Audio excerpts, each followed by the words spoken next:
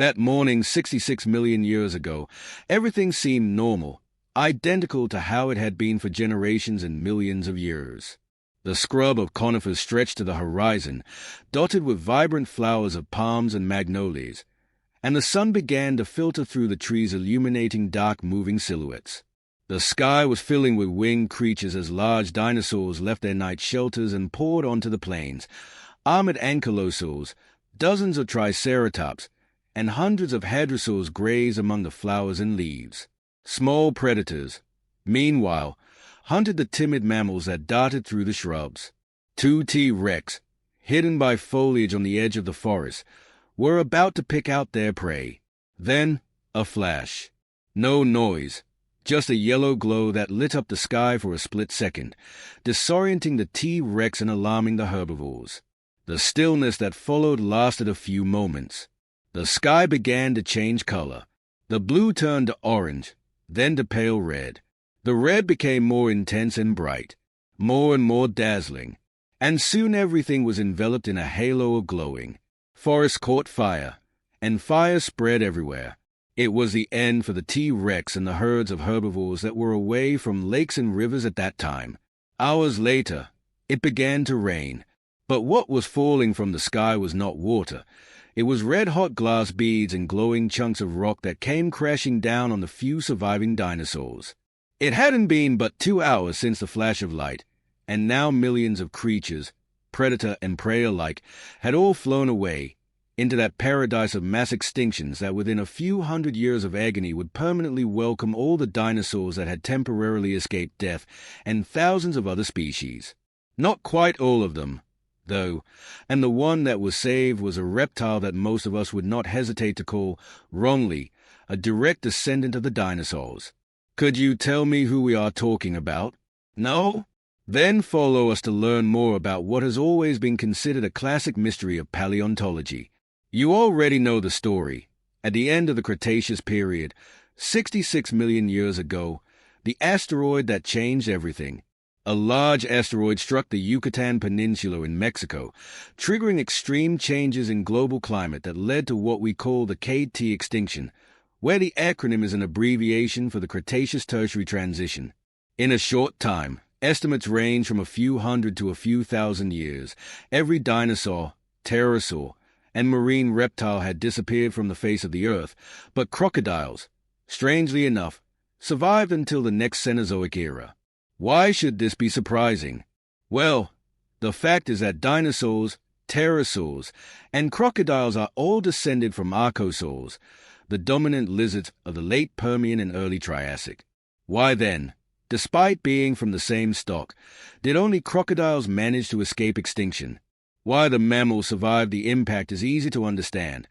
They were small, arboreal creatures that did not require much in the way of food and were insulated by their fur against high temperatures. They could also, again because of their smallness, find deep shelters at any time to escape danger. The same thing must have worked for birds already covered with feathers, or at least for those luckier and farther from Yucatan. But these considerations of body smallness certainly do not apply to some Cretaceous crocodiles, such as Dinosaurs, up to 12 meters long and weighing up to 5 tons. Their size was thus comparable with that of many other dinosaurs that fell victim to the impact and the climatic changes that followed, and neither was their lifestyle all that different from that of their dinosaur cousins, pterosaurs, or marine reptiles. And so, we ask again, how did crocodiles survive and arrive virtually unchanged to the present day? As is almost always the case, the answer lies in a combination of causes and not just one. Let us try to sketch some hypotheses. One of the key reasons for the success of crocodiles lies in their biological and physiological characteristics.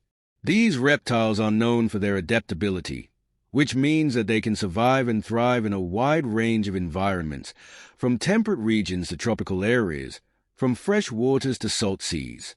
And it is surely this ability that has enabled them to survive even environmental changes that most other species have been unable to endure instead.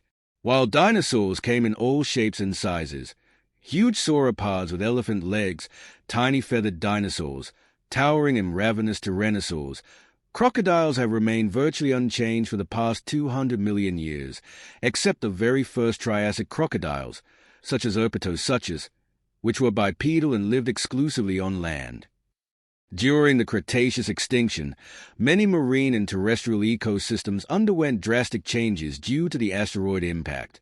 However, crocodiles had one significant advantage: their presence in both aquatic and terrestrial environments. While many dinosaur species depended primarily on the terrestrial environment, crocodilians could exploit both aquatic and terrestrial resources. This ecological flexibility must have allowed them to find refuge in remaining habitats and adapt to new post-extinction conditions. Perhaps crocodiles' stubby legs and low posture allowed them to keep their heads down during the KT upheaval, thrive in a wide variety of climatic conditions, and thus avoid the fate of their dinosaur friends. Being able to take refuge in water when the heat flush arrived, and perhaps being able to bury themselves in the muddy bottom of rivers and lagoons, may have put them in a position to succeed during the most critical phases of the disaster. From that point on, they will undoubtedly have availed themselves of one of their main characteristics, which is to endure fasting even for several months and to continue living in a kind of suspended animation. Things that their dinosaur cousins, who were almost all probably warm-blooded, were not capable of at all, had a much faster metabolism and thus the need to ingest large amounts of food, both plant and animal, daily. Crocodiles are generally not fussy eaters and will eat fish, live animals, and carrion. They are also able to survive horrifying injuries that would kill a mammal. And if a certain percentage of the great reptiles had escaped the direct consequences of the impact, in the months of darkness that followed there was the ultimate reckoning. The herbivores were deprived of any kind of vegetation, and in a few decades they all disappeared. And then it was the turn of the carnivores to succumb to the lack of prey. Hiding above water in the mud, the crocodiles waited patiently for the situation to improve, and in the end, this incredible resilience of theirs was rewarded. With no more natural enemies, and with their ability to be able to get prey both in the water and on land, they quickly imposed their presence on all marsh environments. Can we say one thing? When the asteroid hit and food chains stopped, the energy-intensive lifestyle of the dinosaurs became unsustainable, while the low-consumption lifestyle of crocodiles prevailed. And for some reason, the asteroid that wiped out the terrestrial dinosaurs and pterosaurs, as well as the marine mosasaurs, the fierce marine reptiles that inhabited the world's oceans toward the end of the Cretaceous period, the impact had less impact on freshwater rivers and lakes than on saltwater oceans, thus sparing the crocodile lineage. Moreover, the fact that crocodiles had a wide and widespread geographic range may have favored their survival at that particular juncture. Being found in different parts of the world, crocodile populations may have had a better chance of surviving in isolated habitats or those less affected by the catastrophic impact that caused the extinction of many other species. Finally, we cannot underestimate the importance of randomness and chance in the process of species survival. During mass extinction events such as the Cretaceous, even the most adaptable and resilient species can be eliminated due to various factors, including rapid environmental changes, disease, or other unpredictable events. Thus, in addition to the adaptive characteristics of crocodiles, it is possible that mere chance contributed to their survival, while other species, although equally adaptable, went extinct. In conclusion, the survival of crocodilians during the Cretaceous extinction can be attributed to a combination of factors, including their adaptive physical characteristics, dietary diversity, parental care behavior, prolonged fasting ability, ecological flexibility, and complex interactions with other species. However, it is important to note that extinction is a complex and multifactorial process, and what allowed crocodiles to survive may not apply to all species. Prehistoric crocs also tended to evolve more quickly in warmer environments, further proving that the environment had a significant effect on crocodile evolution.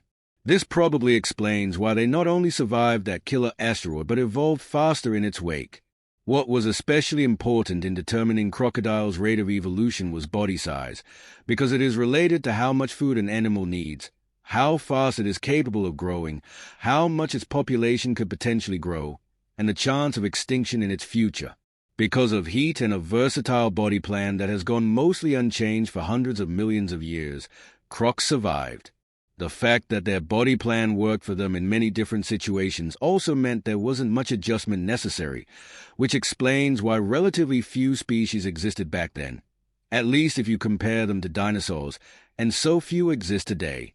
There are only 25 species of crocodiles around today, not because humans killed them off for once, but because additional prehistoric species that were more specialized eventually went extinct when there was a change in their surroundings. Once there were also species of vegetarian crocodiles, and there were also crocodilian sea monsters that slithered through perilous waters and crocs that rivaled dinosaurs in size and even ate them. Descendants of dinosaurs went a different route. In the same amount of time it took for crocodiles to get to where they are today, thousands of species of birds and lizards have evolved. When it came to evolution, crocodiles obviously took their time. We don't know exactly why the less familiar ancient crocodile species became extinct.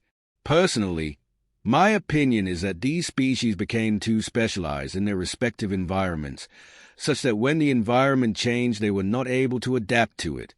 Okay guys, what more is there to add? Looking back across the abyss of time that separates us from the Cretaceous, we can somehow feel nostalgia for a long-lost world that had its own rhythm and harmony. We feel a special sadness when we think of its plants and animals, fish and birds, since most of the Cretaceous animals and plants are irretrievably lost.